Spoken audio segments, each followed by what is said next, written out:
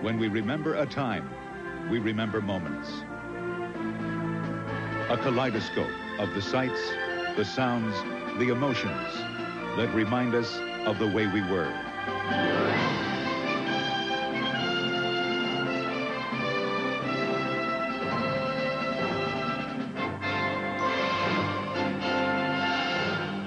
Our world.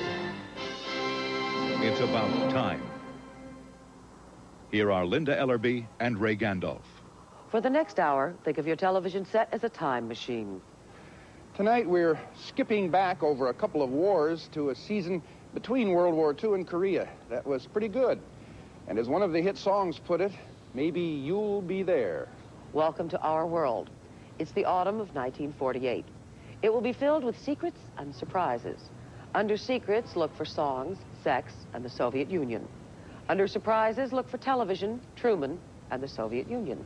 But let's start here at home. In the fall of 1948, we were not only churning out a pile of goods as big as the Great Pyramid of Egypt every hour, but we were helping to rebuild Europe under the Marshall Plan. We were prosperous and innocent. Detroit gives us its first totally new designs in 6 years. No more walking, no more riding. In 1948, we're ready to race. Or in automobiles, futuramic design means styling with a purpose. There's no gear shift, no clutch pushing.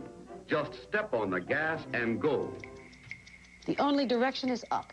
A Chevy convertible costs $1,750. If you don't buy it today, buy it tomorrow. Don't we deserve the best of everything?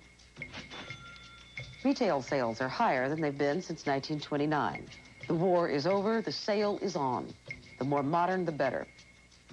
If you're in a rush to know what's de rigueur in fur for fall, how's about this leopard skin ensemble? Sweater, umbrella, and spiffy spats. Just the thing for a rainy day. Things aren't all we're making in record numbers. I was in this, there was nothing cooking. Now that I'm Mrs. America, I'm really cooking. Anthony and Patricia Pizzo, a young married couple in Chicago. Girls were not supposed to do anything, or supposed to know anything, or supposed to think at all. Boys weren't supposed to do much either in that day and age. Oh, I don't really? think why you keep saying that girls had an exclusive right to chastity and virginity. Training films reinforce our fairy tales. The end of a perfect evening. How do you say goodnight? Don't leave. What is? One night, the Pizzos hear a talk by a biologist named Alfred C. Kinsey. He wants to study what has not been studied, human sexual behavior. He asks for volunteers. Both Pizzos sign up. It was unusual, but he was very convincing, and he was obviously so sincere and so involved in his project that you felt that you would be remiss if you didn't follow through and help him. It seems kind of funny looking back, because I really didn't have very much to tell, but it was just discussing it was very embarrassing. We were given a card, and we were asked to measure our genitalia. And I suppose this was to determine whether this had, in fact, any kind of effect on your sexual experiences. That seemed a little bit bizarre to me at the time.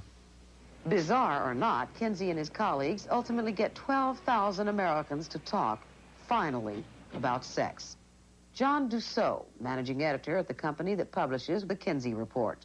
It tells very lucidly that the mores of sexual behavior in the United States are far different from what they are supposed to be. That the difference between public myth and private reality is indeed a great one. A curtain, in fact, which I guess some would say he tore asunder. What the report reveals is that more people are engaging in more sex than anyone dreams. Nice girls, it turns out, do. The immediate sale of the book was altogether astonishing to everyone. Well, everyone perhaps but Dr. Kinsey. In the fall of 1948, we have put World War II out of mind, tried to forget it. Veterans march only in parades now. The war is nostalgia.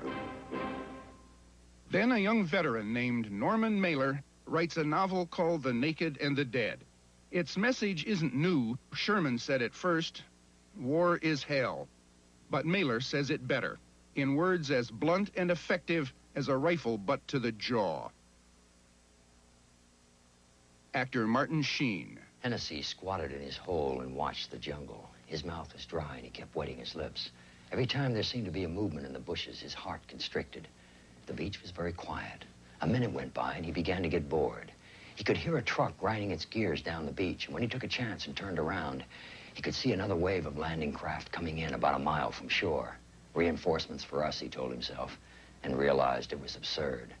The harsh, slapping sound came out of the jungle and was followed by another discharge and another and another. That's the mortars, he thought, and decided he was catching on fast. And then he heard a screaming, piercing sound almost overhead, like the tearing squeals of a car braking to avert a crash. Instinctively, he curled flat in his hole. The next instants were lost to him. He heard an awful exploding sound which seemed to fill every corner of his mind, and the earth shook and quivered underneath him in the hole. Numbly, he felt dirt flying over him and his body being pounded by some blast. The explosion came again, and the dirt, and the shock, and then another and another blast. He found himself sobbing in the hole, terrified and resentful. When another mortar landed, he screamed out like a child, "That's enough! That's enough!" He lay there trembling for almost a minute after the shells had stopped. His thighs felt hot and wet, and at first he thought, "I'm wounded." It was pleasant and peaceful, and he had a misty picture of a hospital bed.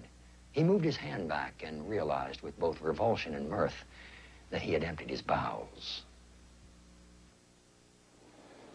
The naked and the dead angered some veterans, but it reminded us all that even a, quote, good war, undertaken for the most noble of motives, debases the human spirit.